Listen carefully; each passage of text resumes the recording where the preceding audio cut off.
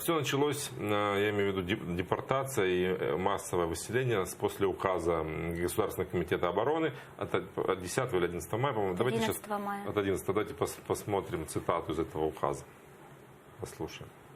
В период Отечественной войны многие крымские татары изменили родине, дезертировали из частей Красной Армии, обороняющих Крым, и переходили на сторону противника, вступали в сформированные немцами добровольческие татарские воинские части, боровшиеся против Красной Армии. В период оккупации Крыма немецко-фашистскими войсками, участвуя в немецких карательных отрядах, крымские татары особенно отличались своими зверскими расправами по отношению к советским партизанам, а также помогали немецким оккупантам в деле организации насильственного угона советских граждан в германское рабство и массового истребления советских людей. Учитывая вышеизложенное, Государственный комитет обороны постановляет всех татар выселить с территории Крыма и поселить их на постоянное жительство в качестве спецпоселенцев в районах Узбекской ССР. Выселение возложить на НКВД СССР. Обязать НКВД СССР выселение крымских татар закончить к 1 июня 1944 года.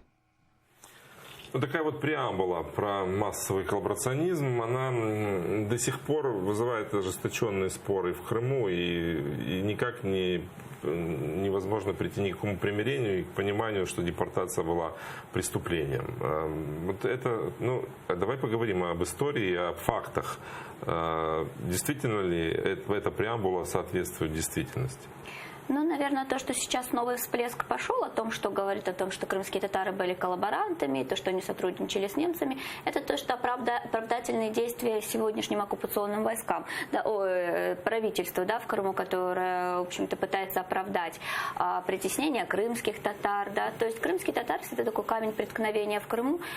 Для советских властей крымские татары не должны были, собственно говоря, жить в Крыму, но сегодняшняя Россия – это, в принципе, прямой наследник Советского Союза, и с большей ожесточенностью они продолжают эту политику и говорят о том, что крымские татары были коллаборантами. Они забывают о том, что в принципе партизанское движение было провалено Мокроусовым. Вот сегодня это как-то ушло на задворки, и обвиняют во всем крымских татар. Они забывают о том, что в партизанском движении были крымские татары в том числе.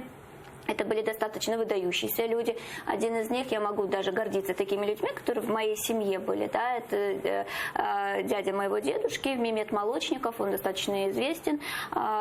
И он был до войны прокурором города Бахчисарая, и он также участвовал именно в партизанском движении.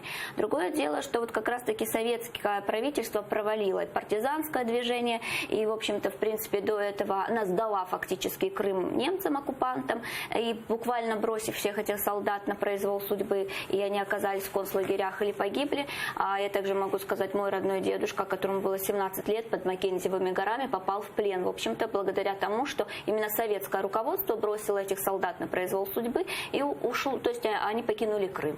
И говорить о том, что о каком предательстве, когда оказался народ в условиях оккупации, не приходится, потому что именно во многих семьях крымско-татарских, несмотря на то, что это было чревато большими последствиями, расстрелами со стороны немцев, крымские татары также скрывали в своих семьях именно партизанов и всячески помогали этому партизанскому движению как могли, рискуя своими семьями, своими детьми.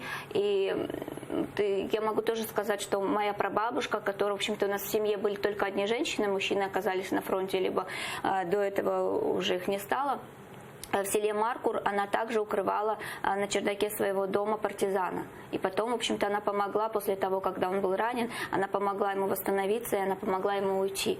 То есть и таких примеров было много, и не только на примере, например, моей семьи, другие семьи также. Это говорит о том, что почему немцы сожгли 104 деревни крымско-татарские, именно с населением крымско-татарских, потому что они считали, что они помогают партизанам. То есть они ведут такую подрывную деятельность. Это деревни, которые находились возле леса, и в основном, куда выходили партизаны как раз за едой отдохнуть. Отдохнуть, от тоже. Боев.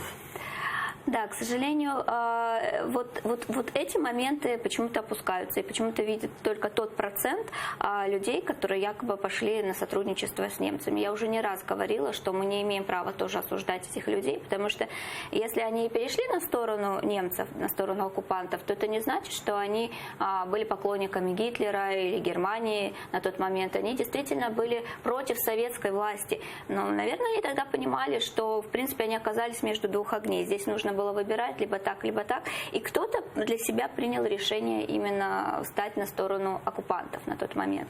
И судить их, говорить о том, что они какие-то карательные проводили рейды, действия, тоже не приходится, потому что таких вопиющих фактов, в общем-то, не зафиксировано.